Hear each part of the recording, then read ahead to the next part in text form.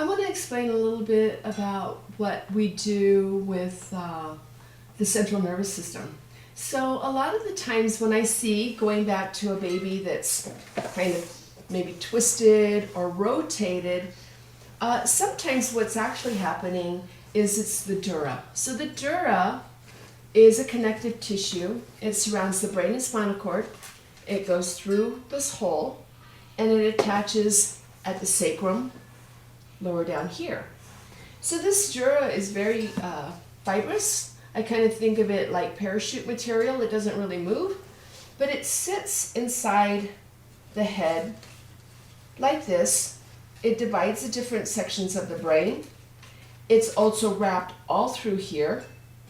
It also is all in through the skull. And then the dura comes and wraps around the spinal cord. So when I'm trying to adjust a baby, often I'm trying to take the kink out of the dura. So I obviously can't go into the bony structure to stretch out the dura. So what we do with the cranial work is we use different movements of the bones to take the restriction out of the dura. So it's a way of, every bone has a certain rhythm. It should be a full rhythm. We can tell when it's off. You learn to palpate that. A lot of people will say, oh, I don't feel anything. Well, it's sort of like how it might take time for you to learn how to take your pulse and feel your pulse. There's many different rhythms in the body that we can learn to feel. You just have, it's a matter of training. It's not like I'm gifted in any way that I can do this. I actually had to study it and go and feel it over and over and over again to where my hands were sensitive enough that I could feel these different rhythms. So when they have a restriction somewhere in the dura, I'm using the bone as a lever to release any tension. So sometimes with a baby that's turned off to one side, you know, I'm not doing a hard manipulation like you might think of when you go to somebody like a bone setter, chiropractor, that sort of thing. I'm actually just gently stretching and releasing the dura, finding what direction does it want to go into, and then releasing it. We never force anything. An example I'll give of that is like if you've got a kitchen drawer and you try to open up the drawer and it doesn't open, right?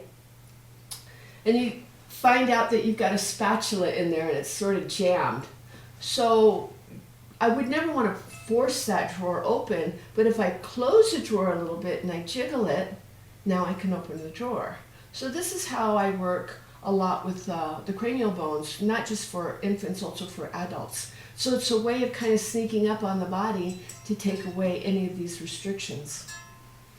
So going back to the cranial work, when I'm checking the palate, then what I'm going to do is I want to check all the other bones. So one of the most common reasons that we see for a baby to have colic or reflux, if we're just looking at the structure, there's other reasons why a baby can have reflux and colic. But basically what I want to make sure is that their base of their skull is in the right position. So this is hugely important. So a lot of the times, depending on how the baby is delivered, if it's always hyperextending or it's always doing this, it might be stuck in extension. So I want to make sure that there's enough space between the baby's skull and the first vertebra. And we do what's called an occipital cranial base release. This is really important because one of the nerves back here that gets compressed is called the vagus nerve. The vagus nerve is the 10th cranial nerve, and it goes to all of our organs. And so what happens is if that's irritated back here, the baby can have colic or reflux. A common way that it might be treated is with reflux medication. You know, the reflux medication, first of all medication is not a pediatric medication, it's an adult medication with a smaller dose. And I remember when I was practicing and seeing a lot of colic and reflux at one time, I was living in Hong Kong, a lot of babies were getting a drug called Propulsid. So this drug, which happens with all the reflux medications, often will get pulled off the market after a while because of the cardiac side effects. So what I think is really interesting is that the vagus nerve, which goes to the digestive system, also goes to the heart. So it goes to many different organs. And so I thought, well, wow, this is so interesting that a reflux medication would affect the heart. But I think it's because it's doing something with the vagus nerve. But what we want to actually do is we want to get rid of a mechanical entrapment. It's kind of like a pinched nerve. And that's a very quick way of getting rid of colic and reflux. So going back to the cranial bones, what we do is we make sure that everything is moving properly. We want to make sure that the occipit is in the right place. And we know the occipit is in the right place when the baby is not lying on one side all the time too much. And when that happens, the baby will get what's called a flat head syndrome. The technical term for it is called brachycephaly. So brachycephaly is when the back of the head is completely flat, like that, okay? When I was in Hong Kong and I would see babies coming from orphanages where they didn't get picked up very much, it would not be unusual for the baby to have a flat head.